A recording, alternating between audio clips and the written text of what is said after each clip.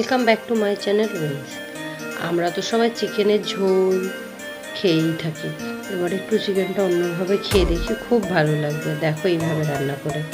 প্রথমে তার জন্য নিচে আদা, রসুন, ধনেপাতা ডাঁটাগুলো, ক্যাপসিকাম, টমেটো, আলু, বড় বড় করে পেঁয়াজ, কাঁচা লঙ্কা, ধনে গুঁড়ো, জিরে গুঁড়ো আর টক দই, কাজু বাদাম আর আলমন্ড বাদাম আর চিকেনটাকে ভালো করে ধুয়ে নিয়েছি। এবার যে সবজিগুলো মানে মশলাগুলো ছিল, টমেটো, ধনেপাতার ডাঁটা, কাঁচা লঙ্কা, বাদামগুলো সব কিছু, ক্যাপসিকাম সব কিছুকে আমি অল্প করে নুন দিয়ে ভালো করে কড়াইতে দিয়ে দিয়েছি গ্যাসে।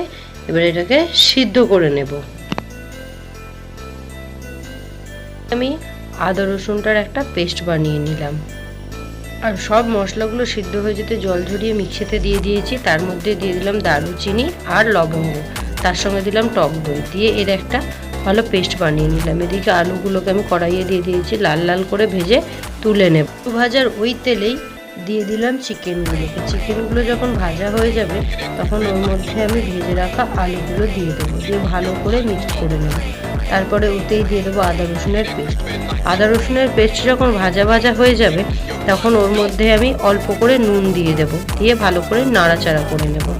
তারপরে দিয়ে দেব যে মশলার পেস্টটা আমাদের আগে থেকে রেডি ছিল সেই পেস্টটা, আর টক দই আছে সেজন্য এটাকে সবসময় নাড়তে থাকতে হবে, না হলে নিচে থেকে ধরে যেতে পারে। তারপর যখন মাংস থেকে তেল ছেড়ে দেবে আমি গুঁড়ো মশলাগুলোকে দিয়ে ভালো করে মিক্সড করে নিলাম। তারপর দিলাম অল্প করে চিনি। এখানে জলের প্রয়োজন হতে পারে, তোমরা ঠান্ডা জলের পরিবর্তে গরম জল ইউজ করলে টেস্টটা ভালো হবে। তোমরা চাইলে গরম মানে ঠান্ডা জলে ইউজ করতে পারো।